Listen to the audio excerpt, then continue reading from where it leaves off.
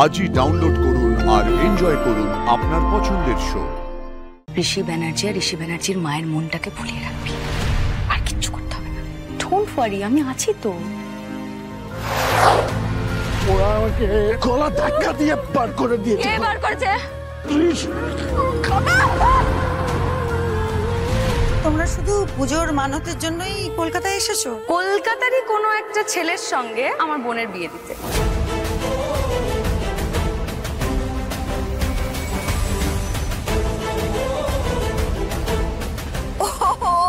এই কথা? ইয়া, of course.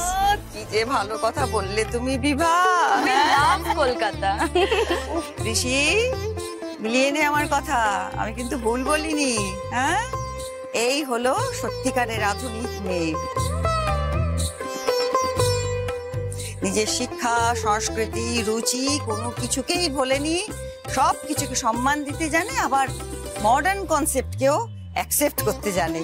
হ্যাঁ, এইটুকু কুচকে মেয়ে, তার কি উঁচু চিন্তা ভাবনা, আবার সেটা নিয়ে কাজও করে কি কনফিডেন্টলি, আবার নিজের রুটটাও ভোলেনি। এমন মেয়ে তো খুঁজে পাওয়াই ভার। এরকম মেয়ে তো আমার ছেলের জন্য চাই গো।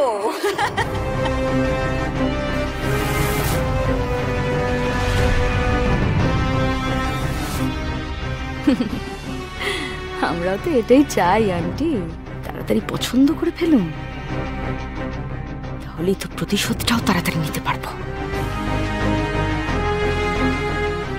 আসলে আমার স্ত্রী এই কথাটা খুব বলেন, নিজের রুট, নিজের সংস্কৃতি ভুললে চলবে না।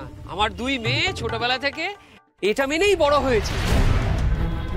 আপনার স্ত্রী বলেন, মানে এখনো বলেন? আপনার স্ত্রী তো না না, এক্ষুনি আপনার মেয়েরা বললো না যে ওদের মা চলে গেছেন। মা বেঁচে নেই, কিন্তু আমার বাবা আসলে মাকে এইভাবেই বাঁচিয়ে রাখতে চান। মানে উনি না একটু নিঃসঙ্গ মানুষ, তো আমাদের মায়ের ছবি বুকে আঁকড়েই উনি ভেবে নেন যে মা এখনো আছেন। ও আচ্ছা, এই ব্যাপার। ও, তোমরা নিশ্চয়ই শুনে থাকবে ব্যানার্জি গ্রুপ অফ কোম্পানিজ এর নাম।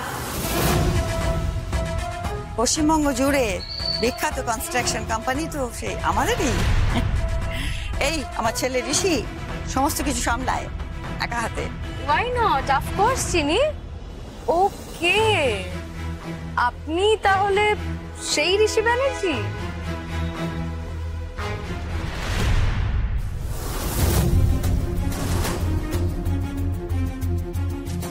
আমার এই একটি ছেলে আর দুটি মেয়ে।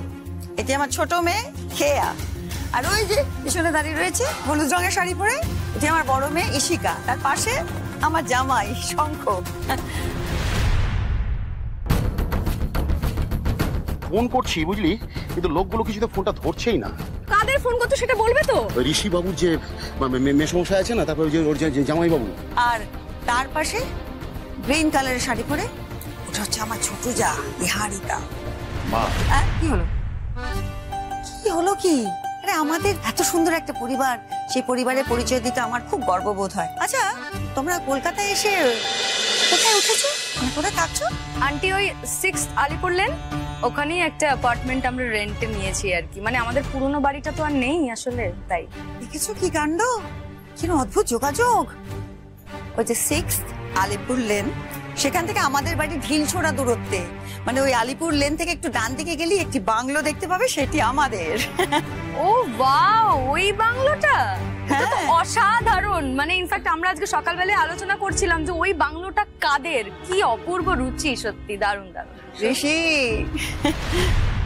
আচ্ছা তাহলে আমরা এরকম রাস্তায় দাঁড়িয়ে দাঁড়িয়ে কথা বলছি কেন? এতটাই কম ডিস্টেন্স আমাদের, এত দূরত্ব কম যখন, তখন আমরা বাড়িতে বসে ভালোভাবে কথা বলতে পারি তো। হ্যাঁ, তাই না? একটা কথা বলবো, কিছু যদি মনে না করো? হ্যাঁ, মানে যোগাযোগটা তো করতে হবে, কিভাবে করব? তোমার নাম্বারটা একটু দেবে ঋষি, সেভ করে নে না।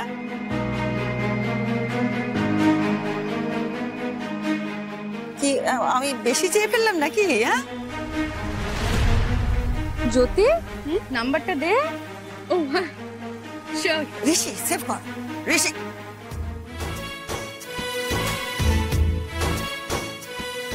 7980।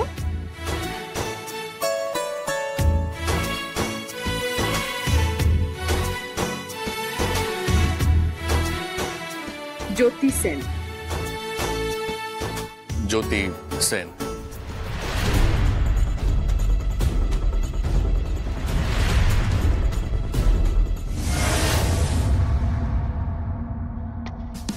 এই যে তোমরা রেডি তো? আপনি রেডি তো? আমি তো দেখছি এখনো আপনি মুখস্থ করে যাচ্ছেন বিড়বিড় করে। আপনি নাকি মশাই থিয়েটার অ্যাক্টর? তাহলে একটা স্ক্রিপ্ট মুখস্থ করতে এত সময় লাগছে কেন আপনার? আরে না না, আমার সব কিছু মুখস্থ আছে, শুধু একটু ঝালিয়ে নিচ্ছিলাম আর কি। দেখুন তিমিরদা, একটা কথা বলে দিচ্ছি, আপনি কিন্তু অলরেডি আমাদের সঙ্গে ফেসে গেছেন। এখন কিন্তু পিছনে যাওয়ার আর কোনো রাস্তা নেই। সুতরাং আমরা যদি কেস খাই, আপনাকেও কেস খেতে হবে। পিছোতে যাবো কেন নিশা? আসলে স্টেজে ওঠার আগে একটু নার্ভাসনেস। শুনুন মশাই, আপনি না কালকে মন্দিরে যাওয়ার আগেও সেম ডায়লগ দিয়েছিলেন, তারপরেও যথারীতি ঝুলিয়ে লাট করেছেন। না না, ব্যাপারটা তা নয়, আসলে ক্যারেক্টারের মধ্যে ঢুকে গেছিলাম তো, তাই স্ত্রীর প্রতি শিবনারায়ণ কতটা ডেডিকেটেড সেটা বোঝাতে গিয়ে কেলোটা করে ফেলেছেন। আমি সেটা খুব ভালো করে বুঝতে পেরেছি, এবং ওই মানুষগুলো বুঝতে পেরেছে যে আপনি ঘাবড়ে গেছেন। শুনুন, নার্ভটাকে না একটু স্ট্রং করুন। আমি ঠিক যতটুকু বলবো ততটুকুই বলবেন, এর চেয়ে বেশি মাথা খাটানোর কোনো দরকার নেই, বুঝেছেন? মাথা খারাপ আর ঘাটায় মাথা? একেবারে তুমি যা যা বলে দিয়েছো, সিলেবাসের বাইরে একদম যাব না। এবার একটা কাজ করুন, স্ক্রিপ্টটাকে ফোল্ড করে পকেটের ভেতর ভরে ফেলুন। হ্যাঁ, ঋষি ব্যানার্জির বাড়িতে গিয়ে যদি আপনি ঘাবড়ে যান, তাহলে চট করে ওয়াশরুমে গিয়ে ফাট করে বের করে ঝালিয়ে নেবেন। পাঁচালে দিদি,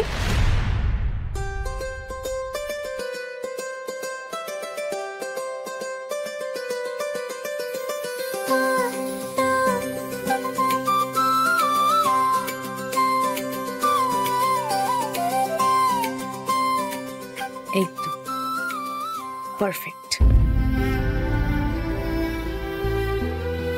তাহলে যাই আমরা এবার? নার্ভাস লাগছে না তো? লাগছে।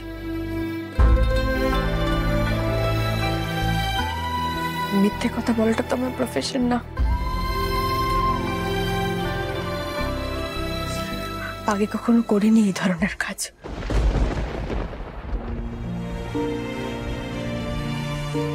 একটু তো অস্বস্তি হবেই বল। চিন্তা করিস না, বেশি মিথ্যে কথা তোকে বলতে হবে না। কথা দিয়ে ওদেরকে ভুলিয়ে রাখার দায়িত্ব আমার। তুই শুধু তোর এই মিষ্টি চাউনিটা আর এই মিষ্টি হাসিটা দিয়ে ঋষি ব্যানার্জি আর ঋষি ব্যানার্জির মায়ের মনটাকে ভুলিয়ে রাখবি, আর কিচ্ছু করতে হবে না। ডোন্ট ওয়ারি, আমি আছি তো। ওই দেখো, একটু হাস, একটু। চলুন তিমিরদা। হ্যাঁ চল।